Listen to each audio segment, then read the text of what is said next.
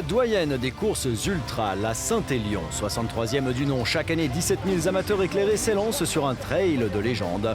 Un départ, une arrivée urbaine, mais surtout un drôle et magique balai de frontal éclairant les monts du Lyonnais, la majeure partie du tracé. La Saint-Élion, c'est 7 possibilités de se faire plaisir. La Saint-Éthique, 12 km pour débuter. La Saint-Esprint, 22 km de bonheur. La Saint-Express, 44 km, un bon marathon nocturne. Les relais aussi par équipe de 2, 3 ou 4 coureurs pour partager l'effort. Et bien sûr la mythique, l'unique, la magique Saint-Élion, 72 km en solo entre les villes de Saint-Étienne et de Lyon. En traversant les monts du Lyonnais, 1700 mètres de dénivelé positif. Une course aux 3 quarts en pleine nature, juste à la veille de l'hiver et de nuit. Plus qu'une épreuve sportive, un défi personnel.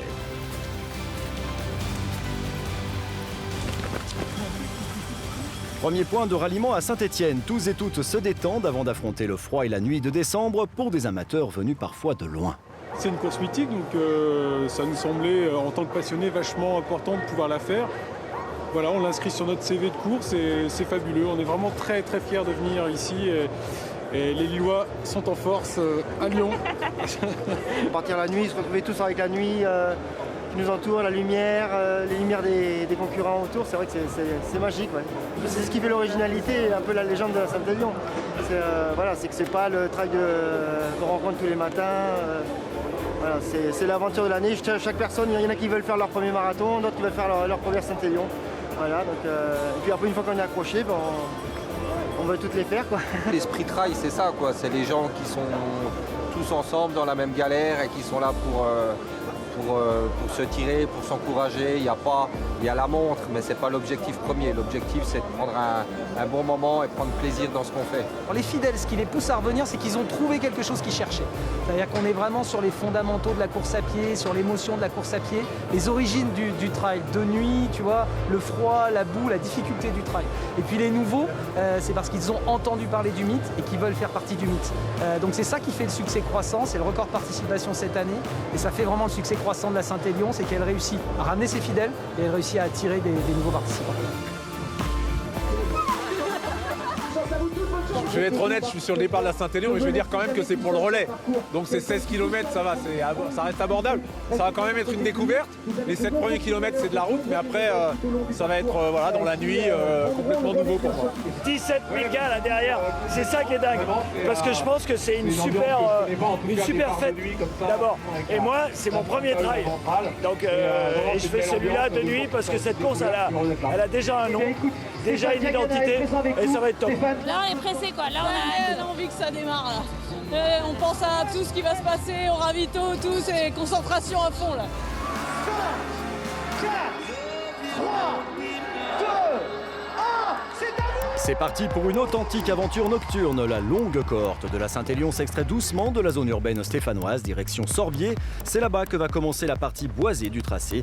D'ici là, pour certains, c'est le début de la gestion de course. Le mental et le physique vont être mis à l'épreuve. Pour d'autres plus experts en la matière d'ultra, il faut savoir se positionner aux avant-postes. Manu Hugo et Rachid El Morabiti, deux prétendants potentiels, sont côte à côte dans le groupe de tête. Chez les filles, Juliette Benedicto, Lucie Jamsin et Sylvaine Cusso forment un trio de tête. La stratégie, c'est quoi? Aller le plus vite possible jusqu'au bout.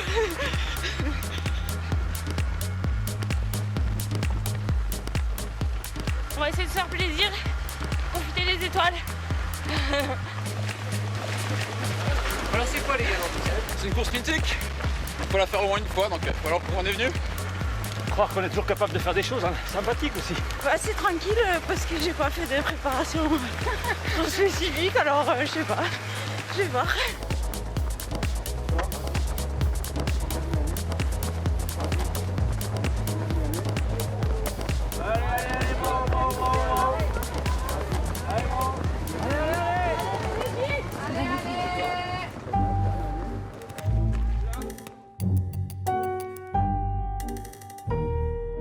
Direction la nuit noire et brumeuse. Premier ravito, Saint-Christo-en-Jarret. Le public est venu en masse malgré des conditions polaires en termes de température.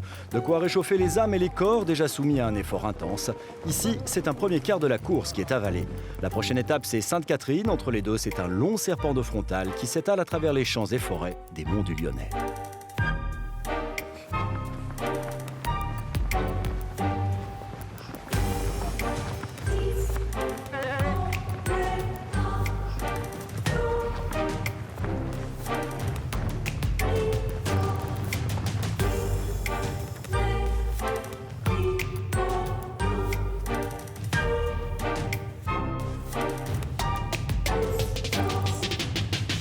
C'est un rythme infernal qu'émergent de la nuit les premiers de la Saint-Élion. Sébastien Spiller, Tony Moulet, Emmanuel Messa se battent et n'arrivent pas à se séparer.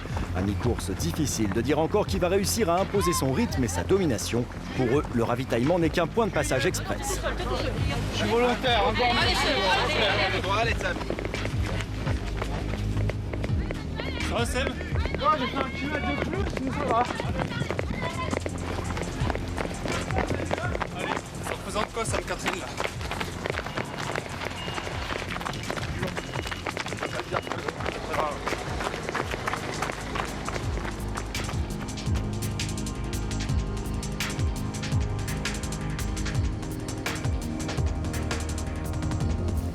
Chez les filles, elles ne se lâchent pas depuis le départ. Juliette Benedicto et Lucie Jamsa ont creusé l'écart.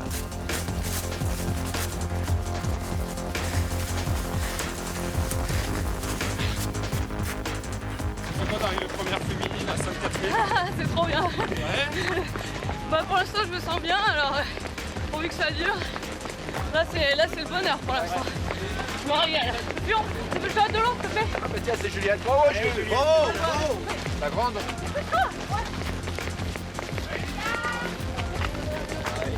Concentré. Allez, allez, allez, allez. T'as pu monter la première? Ouais, juste devant. Tu sens? Ça va. Pour le moment, ça va. Il faudra faire attention à Sylvaine Cussot et son mental d'enfer, une habituée de la Saint-Élion. Elle est en train de remonter les filles du top 10 l'une après l'autre. Devant le duo de tête, pourra-t-il tenir une cadence déraisonnable? Là aussi, à mi-course, rien n'est joué. Merci. Ah. Bien joué. Tiens, un peu de place alors là. Ok. Allez, t'es super bien là, bouge pas. Ouais. À tout à l'heure.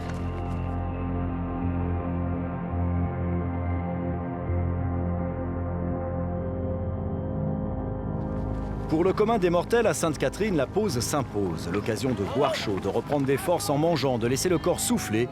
Une bonne partie de la course est courue, mais la délivrance par le franchissement de la ligne d'arrivée, ça, c'est toujours pas gagné. On avait déjà fait une bonne partie de la course, après on verra, on préfère rester prudent. Voilà, on n'en dit pas trop, on verra si on arrive à aller au bout. C'est vrai que l'avantage à Saint-Élion, c'est qu'il y a toujours du monde autour, donc c'est assez convivial. Il y en a qui balancent des petites bêtises, des trucs comme ça. Enfin, voilà, une bonne tranche de rigolade quand même.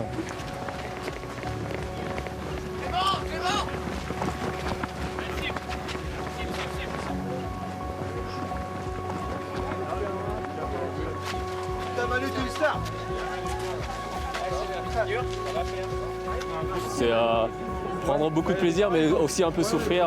Ça fait partie du trail, quoi. Mais c'est une belle souffrance.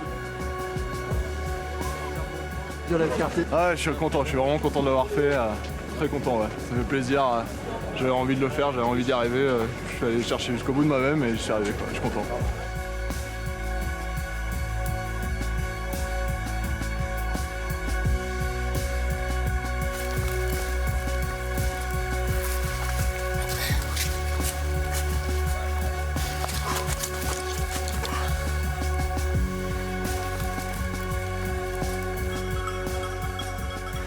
D'être ici, là, il est 3h du matin. Qu'est-ce qu'on aurait fait à la maison? On aurait dormi, on est bien alors. Ça va bien? Ça va, impec. Il y a encore du chemin à faire alors. Faut encore que ça aille là. Là, ce qui fait avancer, c'est l'arrivée. Vite. Après, on court tous pour quelque chose de personnel. Et ça, je vous le dirai pas. C'est des tueurs.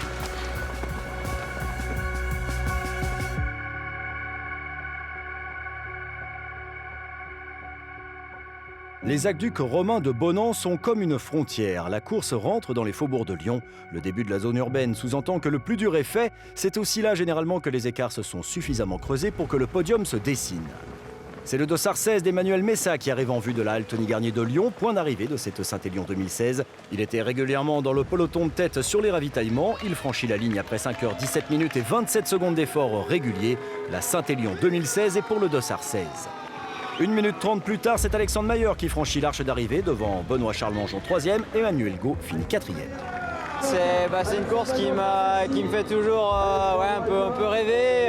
C'est vraiment un aboutissement pour moi d'être là ce soir sur la première place, de remporter cette course. C'est vrai que c'est une des grosses classiques du calendrier français. Et puis voilà, puis elle me tient à cœur, c'est à côté de chez moi. Je m'entraîne un peu sur les parcours, donc voilà, je tenais à faire quelque chose de gros. J'avais passé une bonne préparation. J'avais quelques doutes sur ces 2 dernières semaines où je sentais un peu la fatigue qui montait. J'étais pas sûr de moi.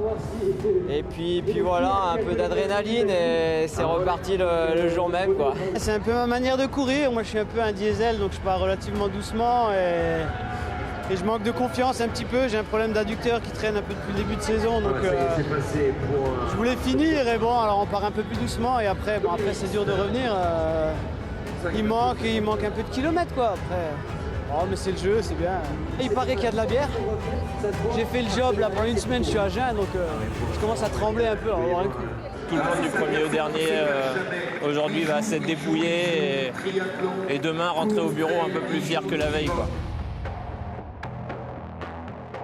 Côté filles, là aussi, elle aura géré et mené tout du long. Juliette Benedicto a tenu bon.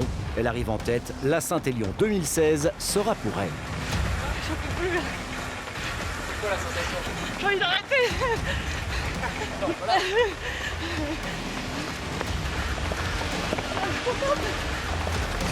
Allez, bras en l'air.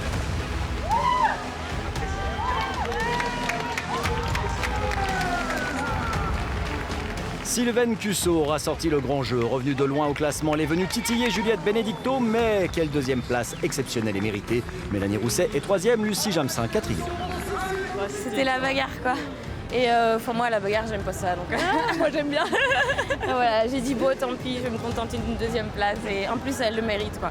Enfin, je lui ai dit au départ, voilà, elle a eu connu une année galère, donc c'est chouette pour elle. C'était pas du tout prévu. Je me suis blessée, comme elle disait Sylvaine, l'année dernière. J'ai mis super longtemps à me remettre et je voulais pas trop faire de trail parce que j'avais l'impression que j'y arrivais pas, quoi. Du coup, c'est une bonne concrétisation et je suis super contente. Je me dis que tout n'est pas perdu. Je peux peut-être en refaire un petit peu. Tandis que tous les heureux finishers se retrouvent au cœur de la nuit, bien des engagés de la Saint-Élion sont encore sur le tracé. Pour eux, l'effort est tout autre. Le chronomètre a un intérêt relatif, l'essentiel étant de pouvoir finir la légendaire Saint-Élion. Plus qu'une épreuve sportive, cette course est un défi. Chaque année, vous êtes de plus en plus nombreux à tenter l'aventure. Cette aventure fut humide, brumeuse et glaciale, mais rien ne peut freiner l'enthousiasme des heureux engagés de la doyenne des courses ultra.